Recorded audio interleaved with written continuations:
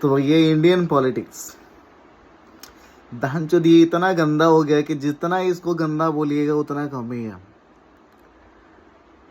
और उससे भी गंदा बिहार का राजनीति और यहाँ का नेता सब। लेकिन एक जो सबसे बड़ी शिकायत है मुझे वो है कि आरक्षण। अब आप लोग बोलिए कि आपको आरक्षण नहीं मिलता है, आपको तो प्रॉब्लम होगा। ऐसा नहीं है कि हमको आरक्षण नहीं मिलता है तो हमको प्रॉब्लम होगा। प्राइवेट सेक्टर भी जिंदाबाद है और जो मेरिटोरियस हैं वो भी फॉरवर्ड कास्ट में जॉब ले ही रहे हैं। लेकिन हमको प्रॉब्लम होता है, आप कहीं भी आरक्षण दीजिए, लेकिन बहनचोद शिक्षा में और स्वास्थ्य में क्या आरक्षण देना कितना सही है? आप खुद बताइए कि आप शिक्षा में आरक्षण दे रहे हैं, 40 नंबर पे क्वालिफाई करके मास्टर बन जा रहा है, जिसको खुद एप्लीकेशन तक लिखना नहीं आता है। ऐसे ऐसे कितने लोग हैं और कितने लोगों से मैं मिलता हूँ जिनको शुद्ध से एप्लीकेशन तक लिखने नहीं आता, अब वो लोग टीचर हैं। अब वैसा ऐसा टीचर रहेगा जिसको खुद एप्लीकेशन लिखने नहीं आता है, तो वो बच्चों को क्या सिखाएगा और बच्चों का भविष्य कहाँ जाएगा? और वैसे ही ले लीजिए स्वास्थ्य विभाग में भी, वहाँ पे अगर मेरिटोरियस लोग नहीं होंगे तो फिर क्या होगा? जीवन से तो आपको हाथ ही धोना पड़ेगा।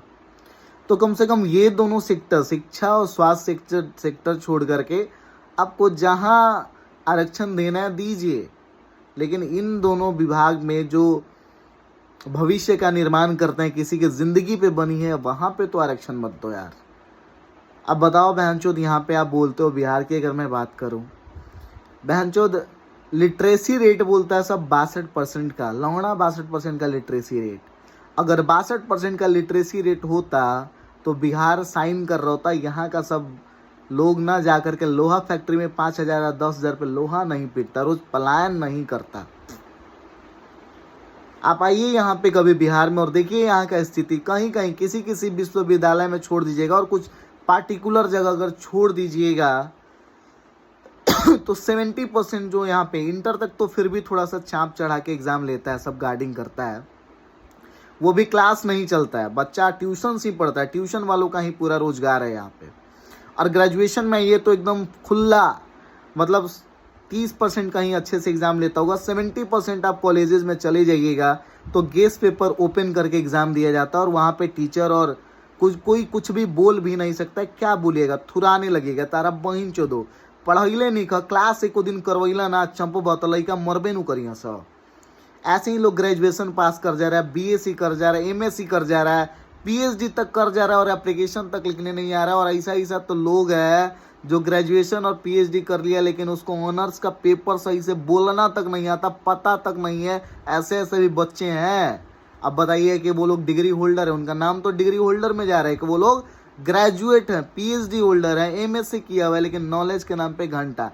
अब बहनचोद यहाँ का दोगला सब नेता, ये लोग तो यही चाहता है कि बिहार का विकास ना हो, बिहार में बढ़िया एडुकेशन ना मिले। और बोला जाता है ना, किसी भी राज्य और किसी भी देश को आगे बढ़ाना है तो वहाँ का शिक्षा और स्वास्थ्य अच्छा होना चाहिए, तभी वो देश और राज्य आगे बढ़ सकता है।